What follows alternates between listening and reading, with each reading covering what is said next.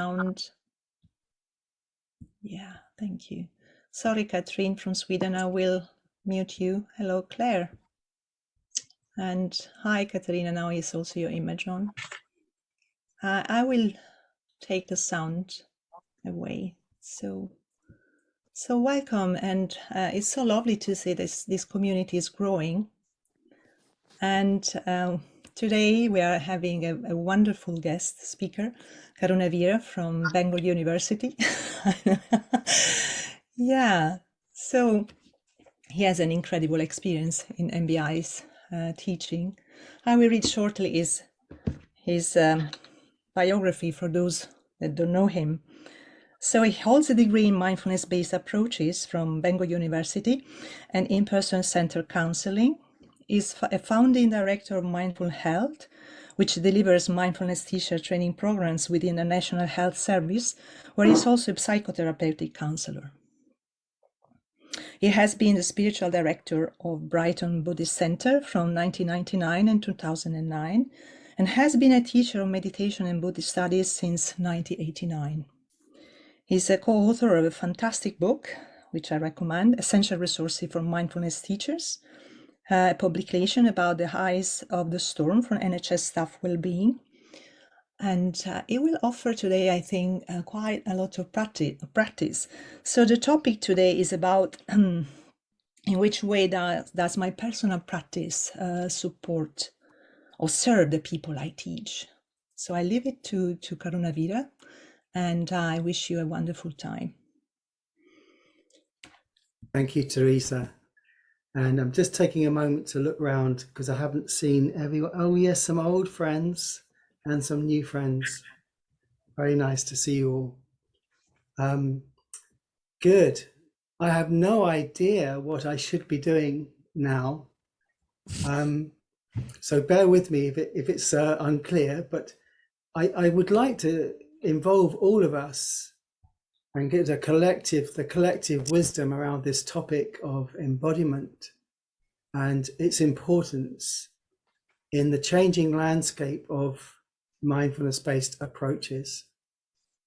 I'm speaking like this because I was a primary school teacher and I used to have to speak clearly for young children, but I have realized that adults need even more careful language, especially if I'm speaking in English and your language is not English. So let us begin, if you like, with a small practice. Is that okay? Can I just check one more thing before I start? When Teresa said for permission for recording, I didn't see everyone nodding. I just want to be careful around this. Is everyone happy? Because we could turn the recording off. We are happy. Okay, are you sure? Yeah, good. Okay. So there may be times when we're having discussion, and I will ask you again, if we're discussing something, you can always ask for the recording to be stopped if you're voicing something. So I'm really happy for you to request stop recording. We can do that and start again when we want to. So I'd like us to feel safe and comfortable throughout this session. If you get terribly bored, it's okay to leave. I won't feel offended. I won't even know really. You could just go. So please feel free to look after yourselves, your emotional self, your intellectual self, and to be careful about how you share things, ideas, because I don't want anyone to go away feeling, oh, I said that and I shouldn't have said. So really take some care over how you are here. So let's do a practice so we'll be a little bit more embodied perhaps. And I'm going to guide a 10-minute practice to start with and see how that goes. So the invitation now is to do nothing much. So let a posture that feels kind of alert, but also fairly soft and receptive. Can we find a posture that has that combination of receptivity and a sense of being here? And as John O'Donoghue says, that's the Irish Catholic priest poet, he says something like, I would love to live as a river flows, carried by the surprise of its own unfolding. So this quality of unfolding moments, the quality of noticing how our experience unfolds. So let's notice the sound of this gong.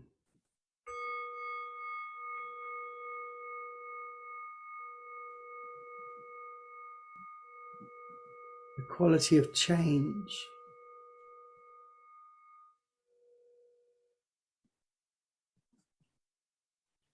And I'm going to hit that gong once more so we have a chance to really notice the unfolding experience of sound.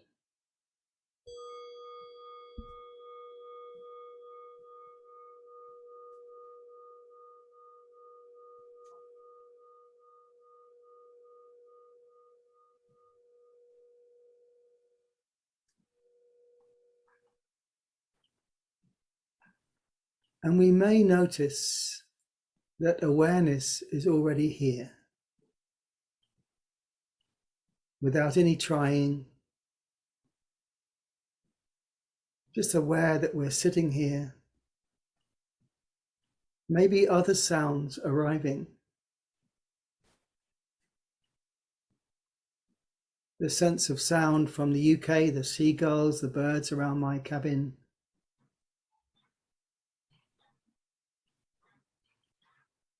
And the silences between.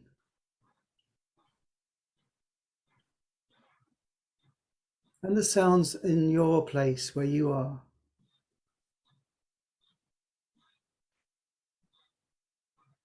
And you might have had a busy day or trouble getting online.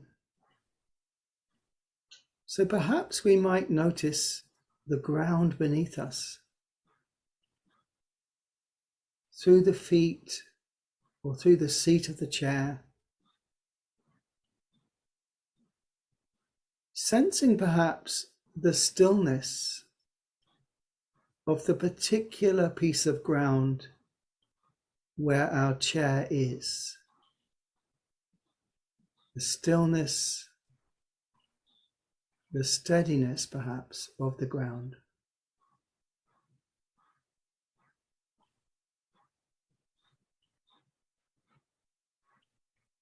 As if we could draw this quality up into our body.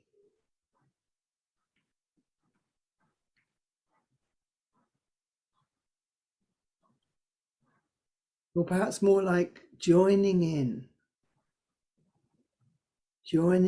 with the stillness of the ground.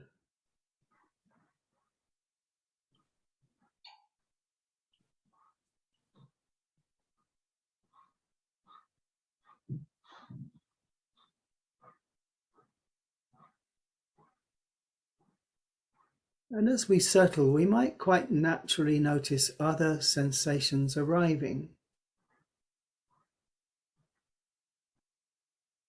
It might be sensations of thought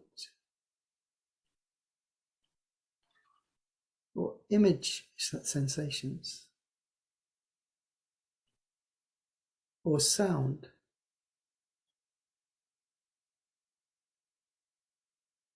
Or touch, the touch of the body on the chair, touch of air on the skin.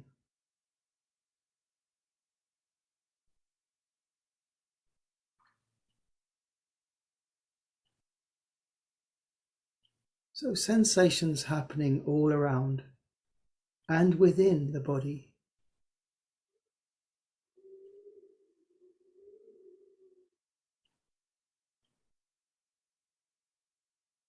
And seeing if it's possible to decide upon just one particular sensation which feels resourcing, helpful, steadying. And for many of us, this might be the breath. Or rather, I mean, the movement in our body, the flow, sensations of movement and flow with the breath. But you might like to try and have a secondary object of awareness, like sound, for a backup. So as we let the breath come foreground, center stage, perhaps knowing that we could use sound as a secondary object. So when we fall out of the breath, we might be into sound. Giving ourselves permission to have a bit of flexibility with a second anchor, a second object. So I would be quiet for a few minutes and let us play with just bringing our attention gently and clearly to a primary and then perhaps a secondary object.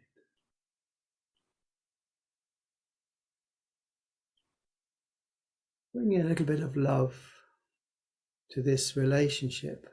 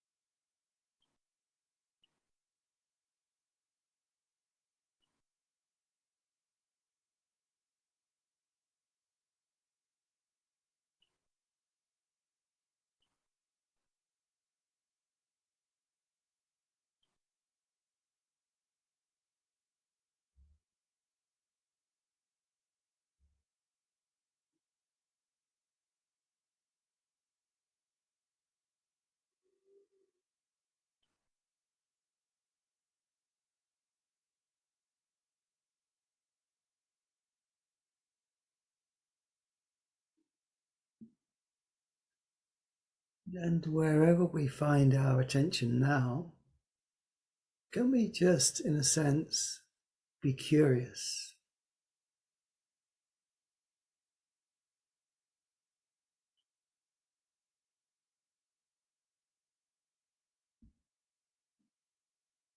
And from this curiosity, perhaps now, just inviting a few slightly more conscious breaths into the body. As we breathe out, we might once again feel the steadiness of the ground, the stillness beneath. beneath the chair, beneath the floor, beneath the house or building. Mother Earth, as we say, beneath.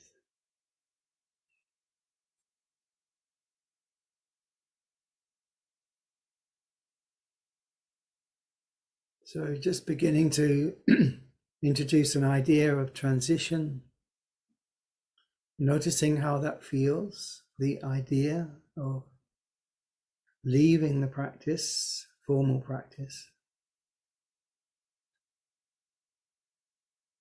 and arriving back when we feel ready, taking in the colors and shapes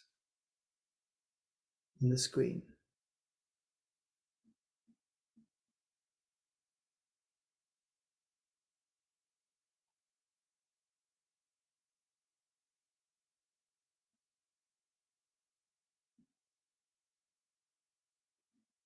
And as we look round the screen, we might just check the different countries,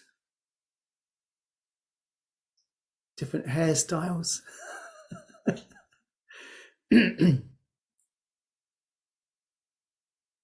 Each little rectangle, a whole universe of life and experience.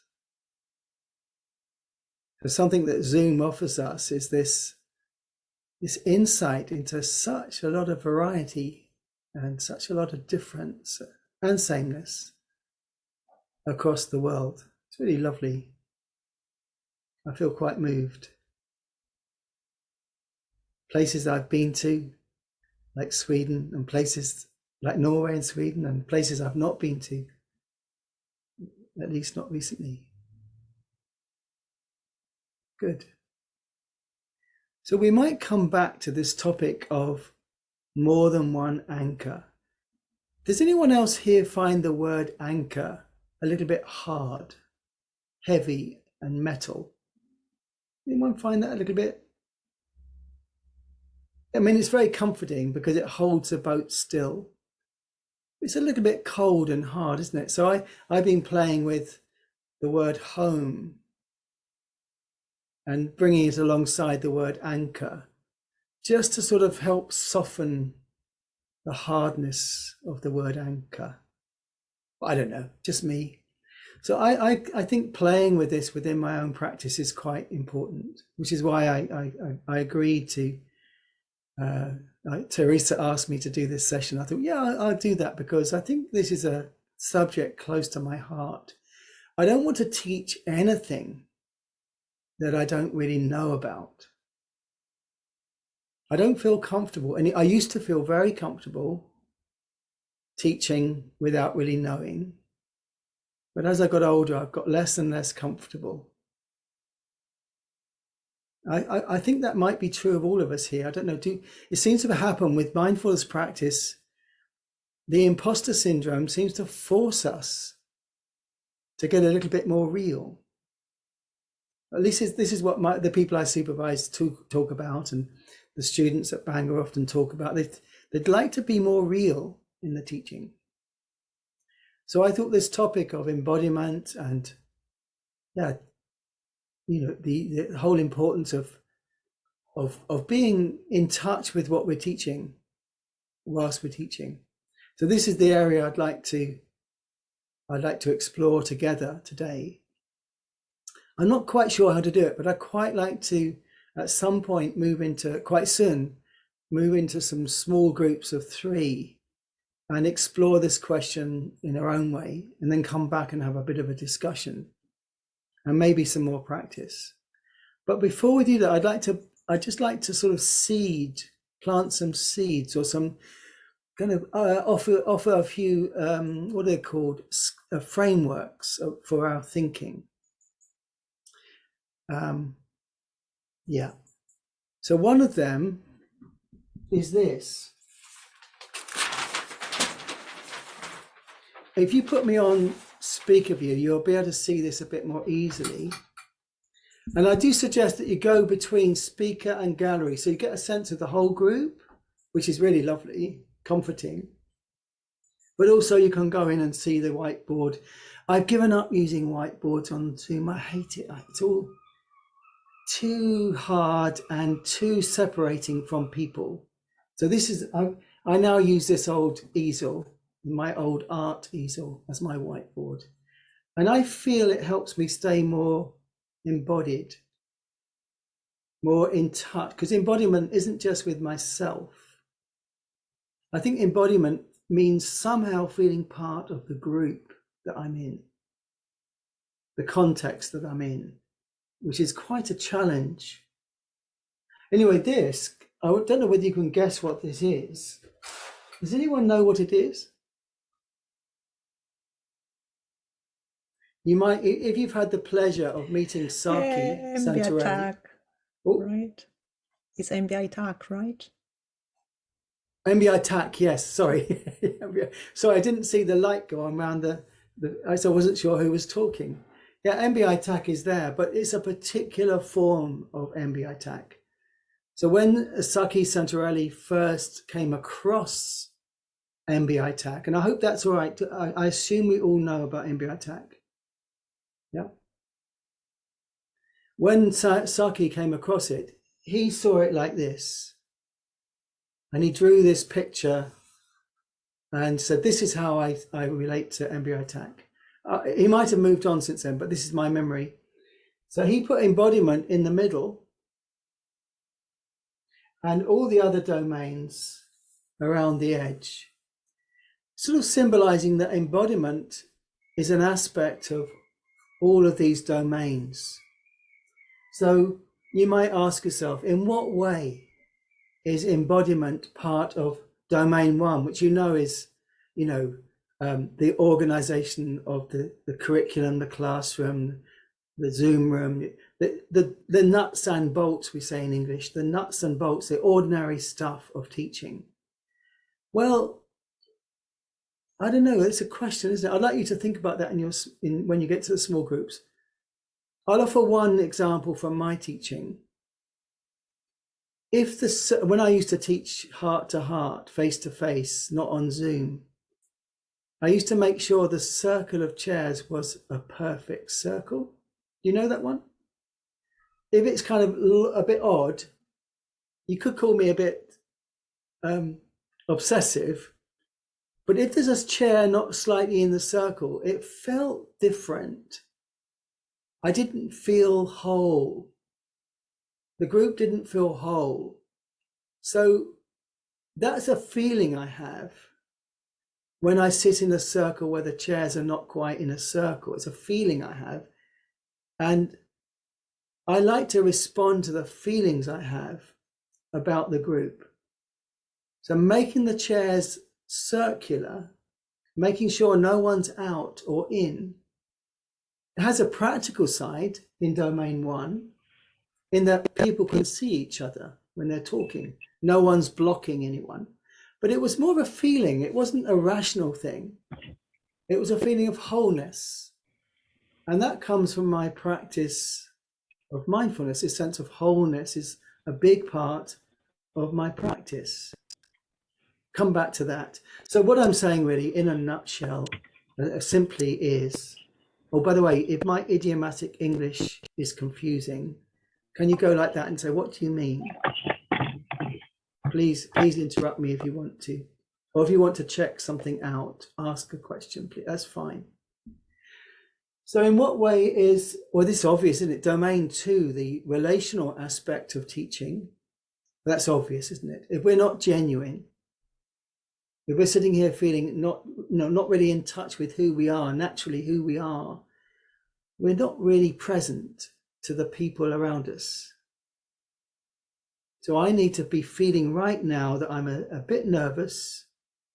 I need to make that conscious to myself. I am nervous. I feel a little bit like I don't know where I'm going really, and I don't know how all my words are landing. And that's all right. I have to keep reminding myself. I'll come back to that. Otherwise, I'm not fully present here with you. So this relational stance of domain 2 really relies upon my sensitivity to myself. I need to know what I'm feeling. even in this slightly strange situation of this gathering here.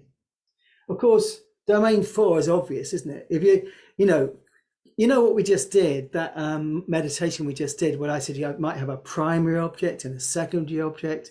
Well, those of you that followed Mark Williams's course in the autumn, hands up if you did that. Mark Williams. Well, not many. That's interesting. He introduced this. Well, he didn't introduce it. It was he reminded us of this idea that we don't have to be fixed on the breath or the feet or the hands. The principle of the first part of a meditation is that we use our senses to find a bit of stability. So why limit ourselves to one, like the breath? Why not have one or two? Breath and the sitting bones, breath and the hands, breath and sound. So for the last 7 months in my personal practice, I've been playing with this in the mornings. Okay, today I'm going to use, or this week rather, I've been doing it for a week at a time. This week I'm going to be using the sitting bones and my breath together and seeing how that is. I don't feel confident to teach this to others unless I've done that kind of work myself. I don't know how to guide it really. So domain 4 is the guiding of practices. I can't really do that authentically unless I've played with that in my own practice. And I'm still a bit unsure, but I thought I'd try it out with you today. And I'm beginning to use it in my classes and in my training work. So domain 5, again, the inquiry process. Well, it's obvious, isn't it? Dialoguing with half a person isn't as good as dialoguing with a whole person. So embodiment in inquiry is absolutely crucial. To feel I'm present, I know what's going on here, and then I can, in the relationship, there's a full person relating to the other person. I can't determine what's going on with the participant. They might be only partly there, but I can be fully here. So I need to know what's going on in inquiry inside. And then domain 6, the group, this group, yeah, the sense of being real in the group. So I've got all these notes, and I've just suddenly realized once again, after almost 40 years of teaching, I've realized that notes get in the way. It's just get in the way. So I've left them because I don't feel part of you when I'm reading. I just don't feel connected when I'm reading. So that's another, I'm just touching on these things because when we go into our small groups, I'd like us to consider, you might choose to use this framework to be thinking about how does my own personal practice support these different areas, these different domains of teaching or training, because many of us are doing training work more than teaching. It's the same thing, but it's much more serious. If we're training people, the next generation of teachers, wow, what a responsibility that is. That's a big responsibility. They carry the Olympic torch down the road for us. We need to make sure that they're what we're giving those trainees is the very best of what we are, of our understanding. I'd like to come back to that topic of responsibility and embodiment later. I wanted to plant the seed of that now. So just before we go into little groups, I'm doing all right with time, that's okay. And that's an invitation that you may find, oh, that's good. Or you might think, oh no, scary. So notice, you might be tired a little bit, not very well, and you might think, oh no, I don't want to. Or you might think, yeah, I want to talk to someone. So it doesn't matter which of those you are. What's important really is that we are aware of it, so we're congruent in our responses. That's important, even if we don't tell anyone. So I'd like to just very quickly outline what MBI tax says about embodiment. So these are the key features that you might find. I've changed the wording a bit. The key features of embodiment, this domain of embodiment. So present moment emphasis. So in our training work, in our teaching work, we're alive to what's actually going on, which means I ditch the paper, I ditch the notes, to some extent at least. Present moment responses means that I'm willing to act from that present moment awareness. I'm willing to move out from myself to the group, to the person, and respond in the present moment.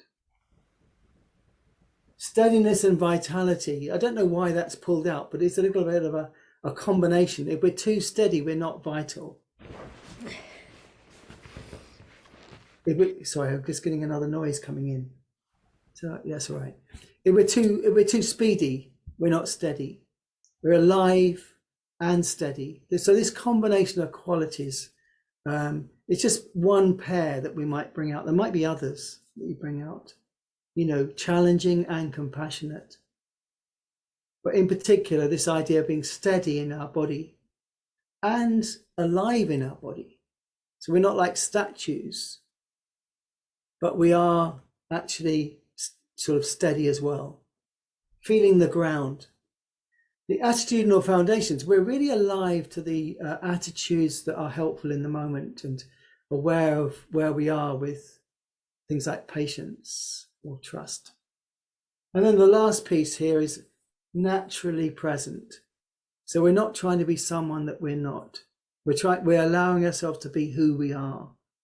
So the invitation for this next bit of time together is to be like this in your little group.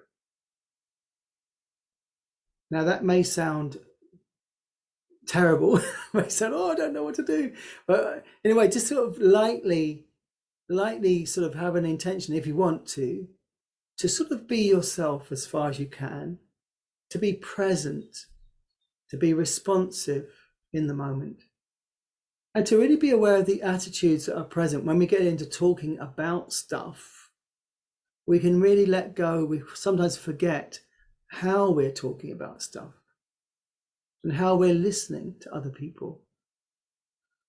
So, okay, that's a few words of framing. What I'd like us to do is to explore the subject of why is it important to have a personal practice when we're teaching or training, and to see between the three of you what ideas come out, what kind of perspectives, and what kind of questions come out. I'd like to throw in a little extra bit here. All this change that's happening with curriculums. The 2019 curriculum from the States has not come out yet, has it? It's been going through the ropes and up and down. It's now 2022 and it's still not published. But there's a desire to change, to adapt that curriculum for modern times, for the speediness of life today, for the problem that people aren't committing to 2.5 hours, to the challenge of different groupings, not just stressed people, but people with particular conditions. So there's a desire to let the mindfulness-based approaches evolve. And we need to evolve because the dinosaurs didn't make it, did they? They all went away. The dinosaurs couldn't change fast enough. So there's a desire to evolve, but there's also a need to conserve. So just when you're thinking about embodiment and how do we assess change? How do we know what to pass on? How do we know how to influence? influences are very big these days, aren't they? These people with hardly any wisdom influencing millions of people, you know, what color the eyebrow should be and how big the lips should be, all these kind of things that are going on, whether we should get vaccinated or not. A huge amount of influencing going on. We are influencers. Through our teaching and training, we are influencing the future. So how do we assess change? In this context of thinking about embodiment and personal practice and our work, you know, maybe that's something that will come out in your group as well. So just going to recap the task for the group. Firstly, see if it's possible for one of your group to be a spokesperson so that we can have a quick summary from the different groups. Secondly, the task is to explore this topic of why is a personal practice important, or is it? You might have come across research that shows that it doesn't matter that much how good the teacher is, the outcomes are the same. Have you come across that? It's not very rigorous research. That how they're assessing change is pretty limited, but there are little bits of indications that actually it's the mindfulness that is most important, but the teacher and the embodiment of the teacher is important. We know that. That's why you're here. How do we value our own practice? How what is important about our own practice in terms of our work? Where does it show up particularly? And if you want to be a bit more open, you could sort of talk with your group about what blocks your embodiment. It could be inside you, like conditioning, you know, tendencies, traits, but it could be outside of you too. Like the particular context that you're working in might restrict a sense of embodiment. So we're looking at why is it important? What might limit its importance in your work? So we come back and we share all that and see what kind of discussion we can have on the basis of that. So Teresa, have you worked out the groups? Yeah. I'm not going to join. I won't join any groups because. Of course. Yeah. Okay, so you want groups of 3? Did you say that? I did already. I have a group of 3 is already done. Okay. There is just one room with Yolanda and Katerina. So if it happens that you are alone, please come back in the main room and I will locate you in another room. But I think, it should be okay. Shall we have 12 minutes for this? So not a long time, just a beginning. We might go back into them, but to start with, we'll have about 12 minutes together and enjoy it. Enjoy talking to people if you can. Yeah.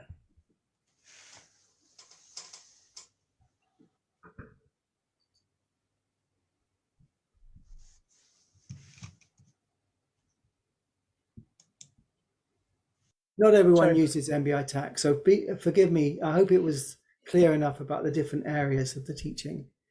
I mean, when I was trained, we didn't have MBI TAC, but we had all those things anyway. All those aspects were there, but we didn't have it so well organized. So what I propose now is that we do a kind of feedback, which I call snowball. The snowball rolls, doesn't it? It gathers snow as it rolls along the ground. So if the first group says something that your groups talked about, roughly speaking, there's no need to add that to the snowball. Just let it roll. So we're just adding new perspectives. So trying to hold back from things that have been said before. So in a short while, we'll get a sense of all of it. What is our collective sense of this importance? Okay. So I don't know who the groups are, but would someone be bold and go first? Who would like to do that? Yeah, Catherine from Sweden.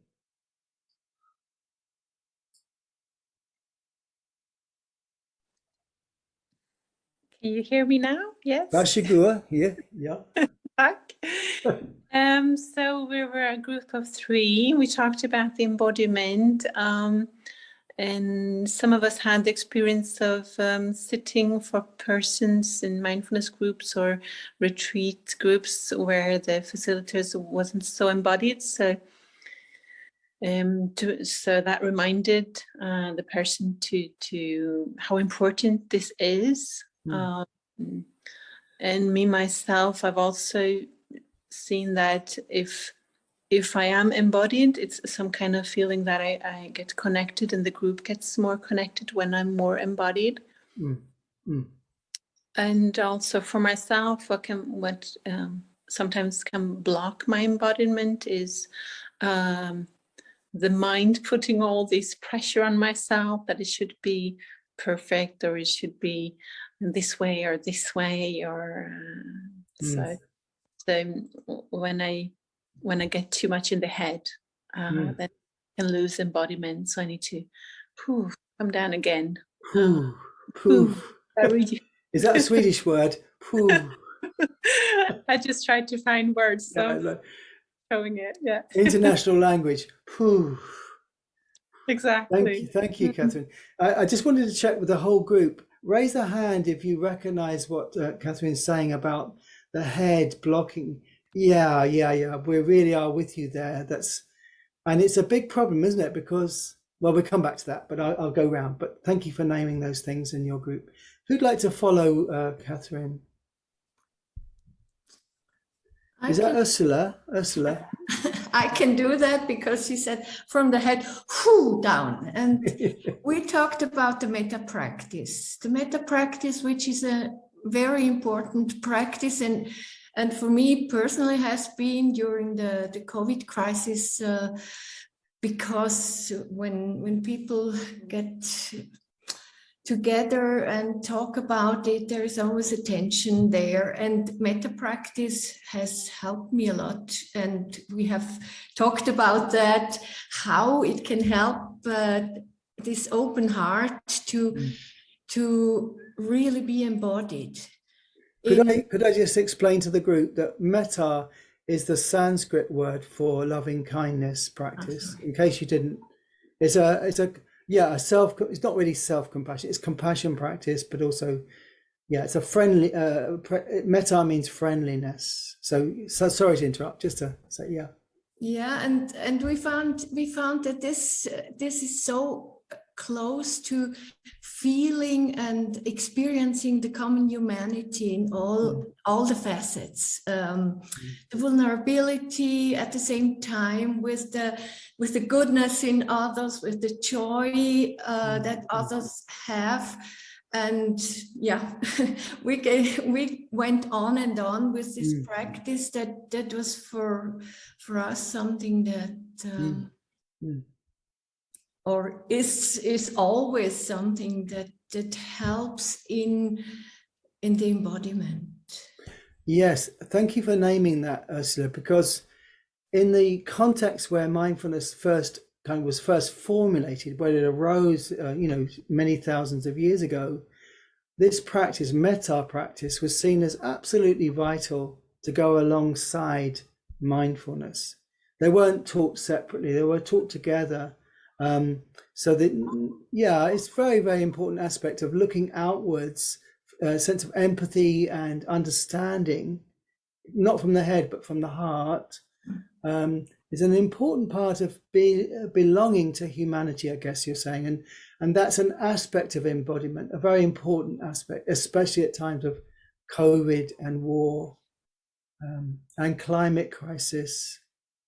Lots of worries around. So actually developing our personal practice, not just mindfulness, but these compassion practices, seeing their value in terms of embodiment. I think that's a really important point.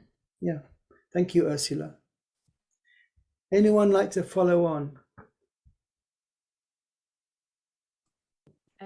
I'll go on behalf of Christina and David as well. So we spoke about the fact that in the teaching and our role as teachers, we're not really teaching, in a way that we're creating the conditions that allow wisdom to emerge and authenticity to emerge. And to really enable that to happen, it requires us to trust in the process. And without a personal practice, what do we have to trust in? Yeah.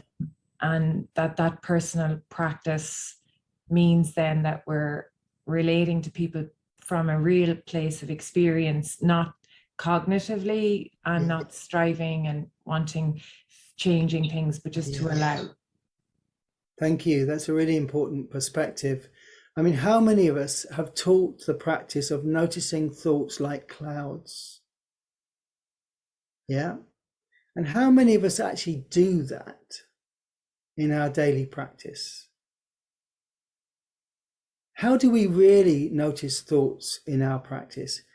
So we're teaching one thing, but we're not doing it.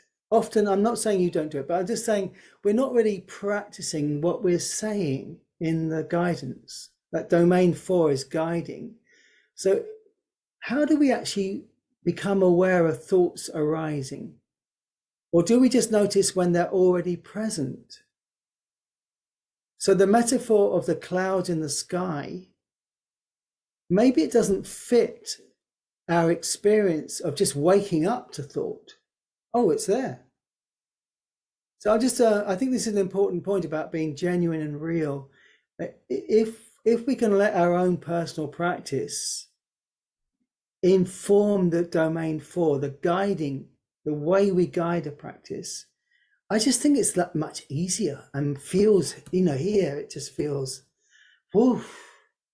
So if that's a new idea for you, I'm just bouncing off what you were saying there, Deirdre. But yeah, to be real in the group and to go from our own practice. Yeah, thank you. So what else is here? Any other? Yes, but I did see someone else put their hand up just before. It was Claire, wasn't it? Yeah. So, and then we'll come over to Emmanuel from France. But Claire, yeah. Thank you. So yeah, we said that we guide our participants from our own practice, in a sense, when we guide, not just from our experience of practices, and so understanding what the experience of those practices might be like, whether it be pleasant or unpleasant, but actually in the moment when we're guiding a practice, we are guiding partly from our own practice in that moment as well. Right. And also that from our own practice, we understand the difficulties and challenges that our participants might be facing around practice, because we will have faced some of those difficulties and challenges ourselves. So we have that empathy and that shared experience, and that kind of led on to this kind of idea of the co-journeying, and we are learning from our participants who are learning from us. It was I think the word co-regulation was mentioned in the sessions, and that's coming from, I think somebody also mentioned authenticity, that the authentic place of our own practice. And then blocks to embodiment, kind of conversation was around the sort of external factors, so that sometimes our life, our non-teaching life or our non-practice life, we may find that we are in reactivity and we're not very embodied, and that then there's a danger of kind of moving into this imposter syndrome, which you mentioned earlier, that we're not the perfect teacher, we're not the perfectly embodied person 100% of the time. That striving, that itself gets in the way of our embodiment. So it's not the first arrow, it's the second arrow that's causing the problem. It's okay to be nervous and anxious, and it's okay to have trouble in our lives and to feel a bit unprepared, but we don't want to add to that a sort of sense of being an imposter, because if we are aware of that feeling, we are embodied. If we're aware of feeling wobbly, we are grounded. Do you know what I mean? It's not the behavior, it's a sense of do we know, are we holding all that in our awareness as we teach? And this didn't come up within the group, but as you're speaking now, that word of, being, learning to be comfortable with discomfort, just acknowledging that. Yeah. This is so important, isn't it? I mean, in the first years of my teaching, I was teaching parents of children with real troubles, physical, emotional, mental troubles, parents of young children who are completely beside themselves with fear for the future and sadness and worry. As you can imagine, very, very distressed mothers mainly. And we just did session 5 where you turn towards the difficult. I led a meditation like that where you say you say, and breathing. I said all the right things, in the right tone and everything else. And this woman stood up to say, in the inquiry, she stood up and said, KV, which is how people know me, that's the worst thing you could have done to me. She was crying. And then she took a pause and said, and it's also the best thing you could have done for me. At which point, God, it's sort of, triggered. Sort of, at which point I also cried in the class, a sense of relief mainly. But for me, if I hadn't done that work of being with the difficult emotions in practice, I would have crumbled and stopped teaching. I would have just given up actually at that point. If she had stopped, that's the worst thing you can do. And I know people that have heard that said to them, there's people run out the room and don't come back. So we do need to know it works for us to some degree. And having said that, at 5:30 this morning, when I was thinking about this meeting and what would I say here to you guys and couldn't sleep, I was using the technique that Claire's talking about, this sort of being with, doing the practice in bed. And it didn't work, in the sense I didn't go back to sleep. But so it's really good for me to realize this is not easy work. So when I teach a group, I'm just a bit softer around this and and I think this is really what we carry to our groups, isn't it? That our own experience of it failing sometimes and working in some ways and not in others. So thank you, Claire, for bringing that up. Excuse me adding, I just adding little bits as we go, but very nice. So who was going there? I've forgotten. It was from Emmanuel. Yeah. Do I say your name right? Yes, thank you. Yeah. Hello. In my group, we spoke about the fact that also teaching will fuels our practice. And also that we practice to be able to teach, but also we can be teachers to be better practitioners also. Yeah. So, most of the rest, most of the things that we spoke about were mentioned already. Just maybe one thing, the more I would say I practice, the more I am into a state of not knowing when I'm with the group, and it feels, I can feel it in my body also, this openness of not knowing what's going to happen, and that's it. Thank you. Yeah, thank you for naming that. That the kind of, we feel in our body the experience of not knowing from our practice. And we get used to that. We get acclimatized to that feeling. So when we're with the group, that's present for us. We can really feel that. And I guess it's weird, isn't it? Strange how it seems to be something which other people in the group catch, like not like COVID, but something positive. They kind of catch it. It's infectious. Someone earlier said that the group is more of a group when I'm embodied. I think that's what's happening. There's some sort of infection of realness, some kind of infection of aliveness to the moment, which we can't manufacture. It's just, you could never make it happen deliberately. It's just happening because it's who we are. Yeah, thank you for naming those things, Emmanuel.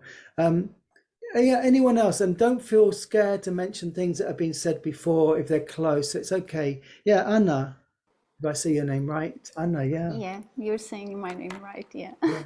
Nice to see you again. Yeah, nice to see you again. When do you will come to Portugal again for a retreat? We want so much. One day. One day. Well, we talk a little bit about things that were already mentioned.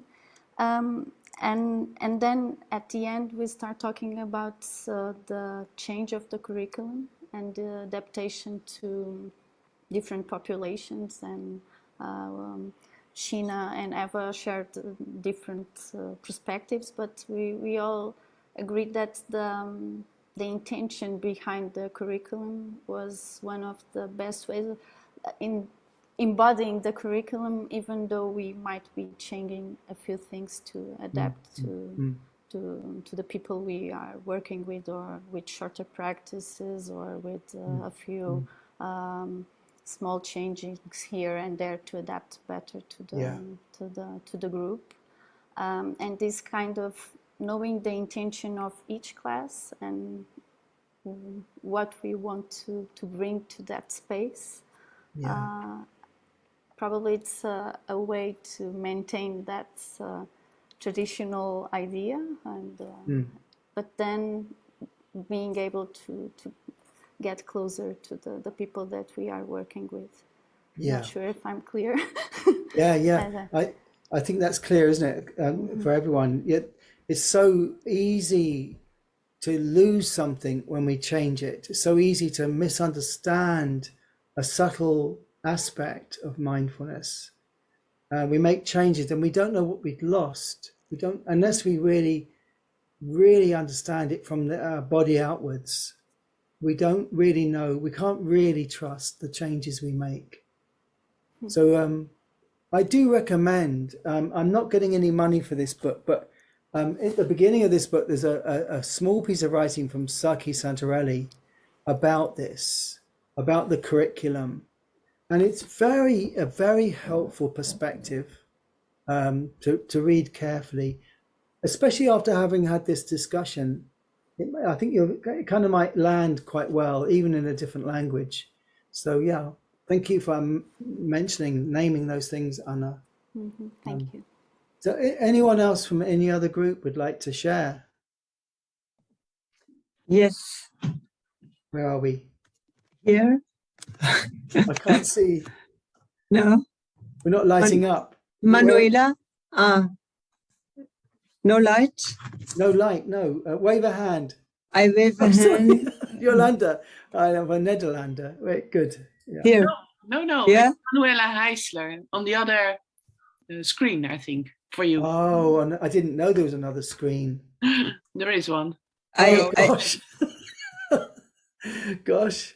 Yes, go on, carry on. We were discussing the difference between aim and intention, and maybe we have to practice also with this difference. And we were asking, is the aim contradictory to the intention? And this has to be clear maybe also for us teachers. So one of my group, one person, Magdalena from Croatia, she mentioned that she had this process going on.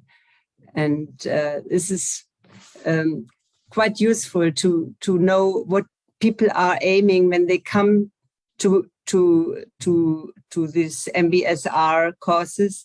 They have this aim to get rid of their stress and to get rid of their pain, and we have to touch their intention or to trigger their intention that they can be with it, but even if it doesn't leave them immediately.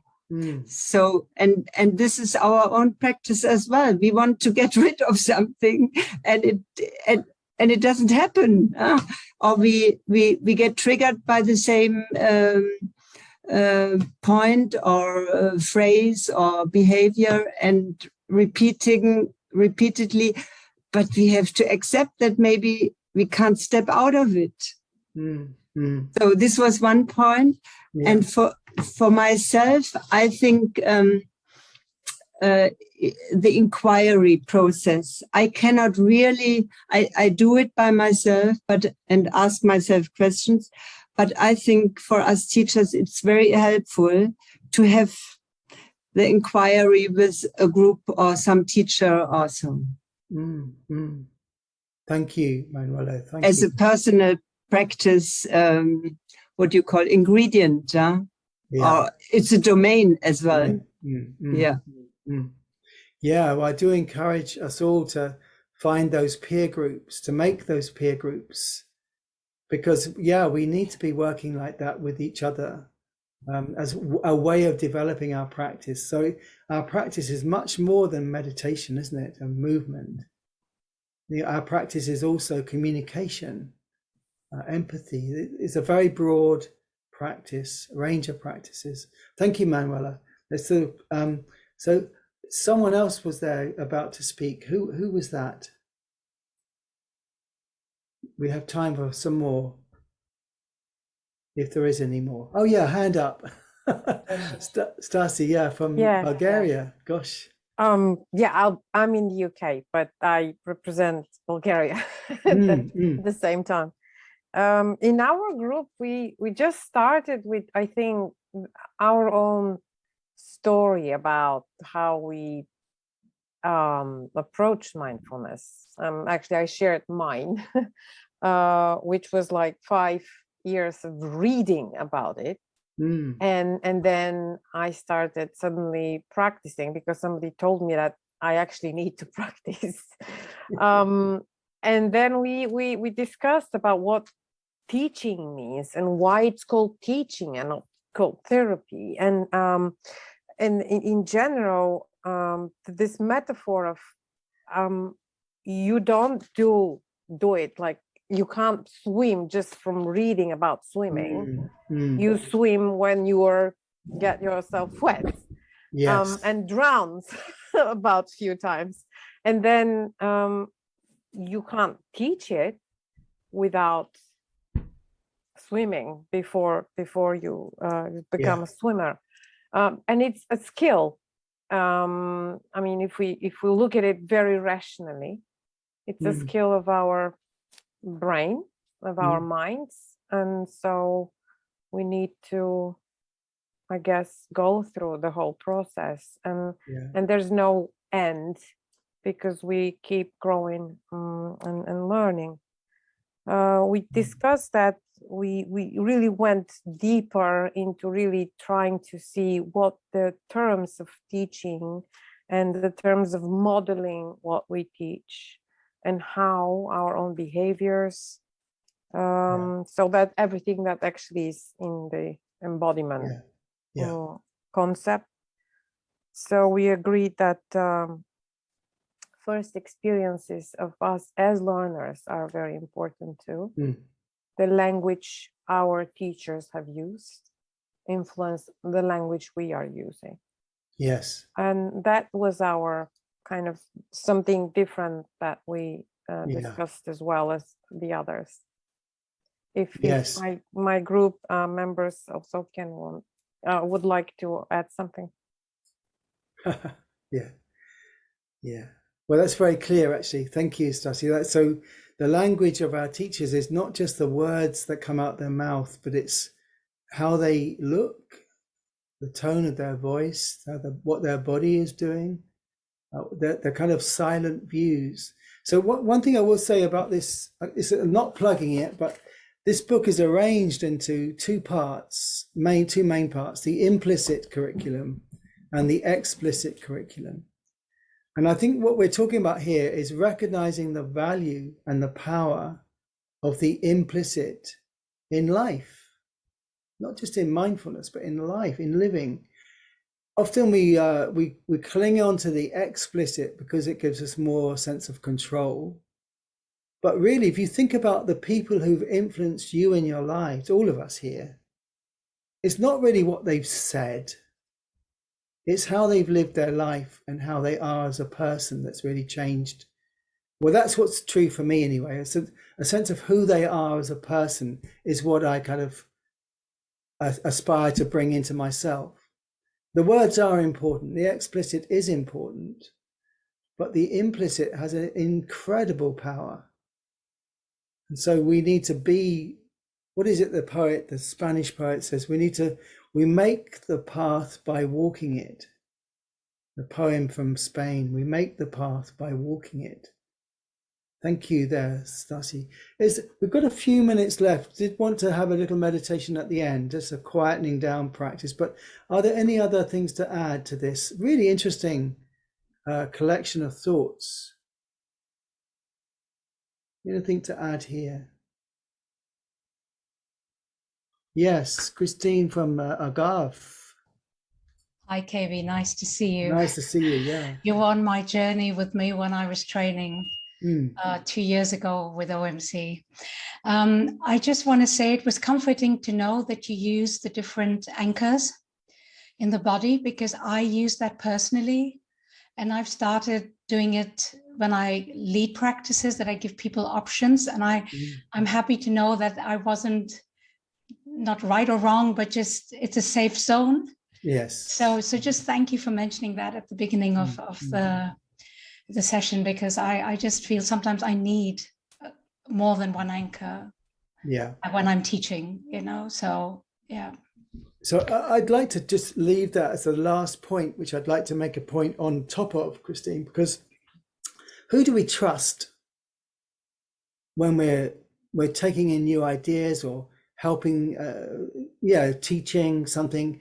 Who do we trust as a source of authority? Where do we look to? Where do we go to think, yeah, I can do that because that's helpful? How do we know it's helpful? I mean, outside of our own experience, we don't really know, do we? But our own experience is particular to us, individual.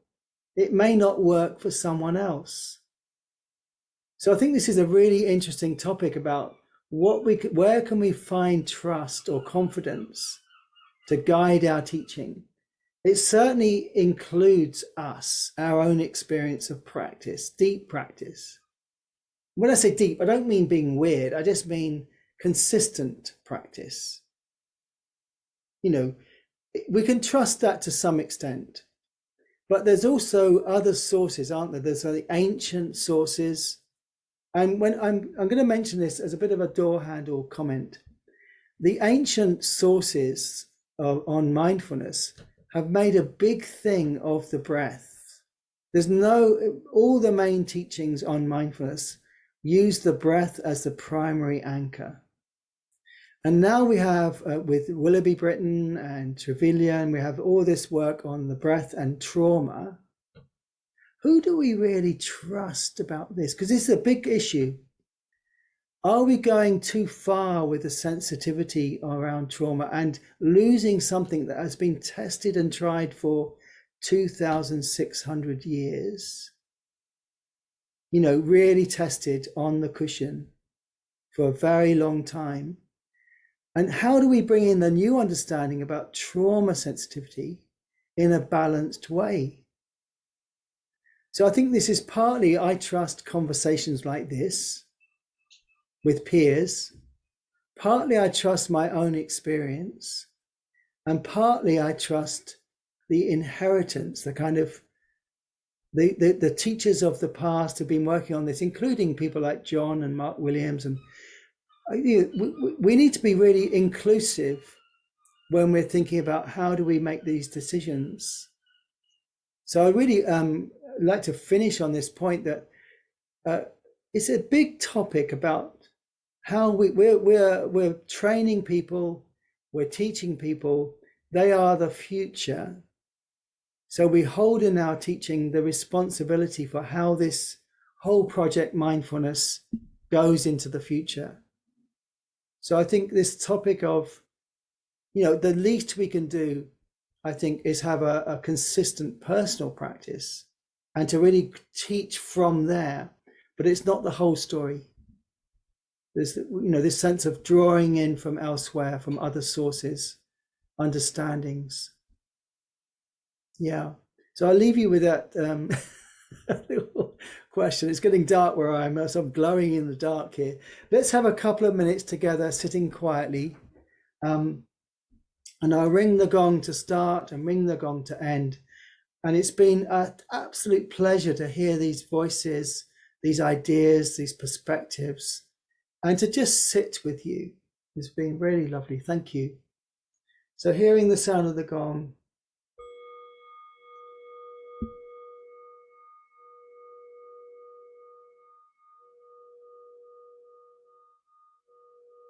dropping our interest, our love into the body.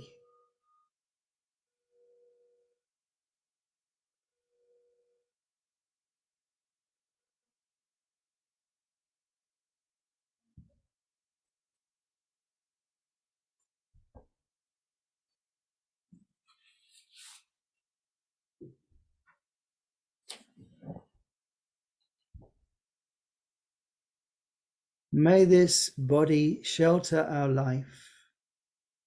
May our heart be tranquil here. May this be a safe place full of understanding and acceptance.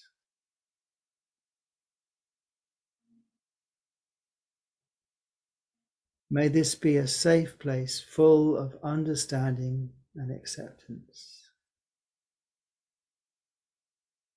This body here.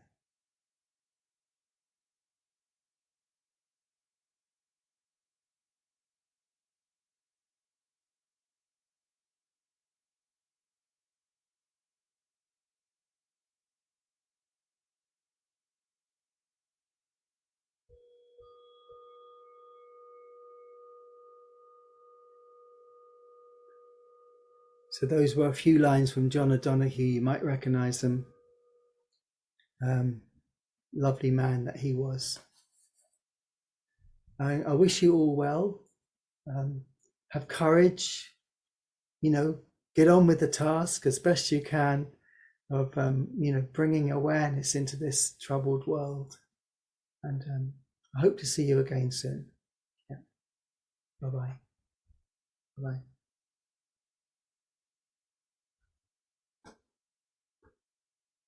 Recording stop.